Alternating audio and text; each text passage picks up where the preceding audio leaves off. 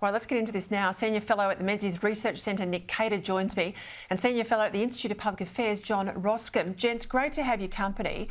As I said, Nick, I wrote about this in The Australian a couple of weeks ago. It comes into force on the 1st of July. 1,100 square metres is not much bigger than a house block.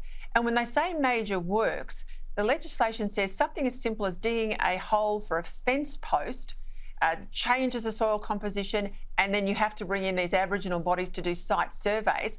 I think it is an absolute nightmare. What do you think? It is. I mean, it's the vagueness of it, Peter. Right? So you know, they're not specific in there. They leave it. The onus is on the landowner to take appropriate action on laws that are just not clear at all. And the cost of bringing in an Aboriginal advisor to check your land, all this adds to the difficulty for farmers. It just seems to me, Peter, and the voice is part of this, you know, many of us would like to get a position where we actually have what they used to call reconciliation, where we can reach a point where we can agree, you know, on things with all Australians can agree and come back together. But they're not allowing this. Every stage there has to be a new move. In this case, the Aboriginal heritage, so-called, of the land has to be respected. In other cases, this new idea, sovereignty. It's clear that this is just an endless train of arguments that is not actually going to ever get us anywhere useful. And John, a lot of these Aboriginal bodies that are supposed to come on your land and do these site assessments haven't even been formulated yet.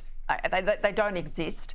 There'll be disputes over who's on them and who's not on them. Of course, there's a significant charge with all of this, just like Welcome to Countries. And I have a story for you, my viewers, on Thursday night about that. Welcome to Countries, all of the money that goes into that. I mean, throw this in at the same time as The Voice.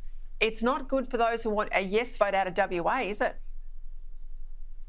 It absolutely isn't, Peter. And this is exactly why the no case, or what I call the case for the political equality of all Australians, is succeeding. And on top of what you identified, this is a massive increase in red tape. So IPA research has showed that red tape is already Australia's biggest industry.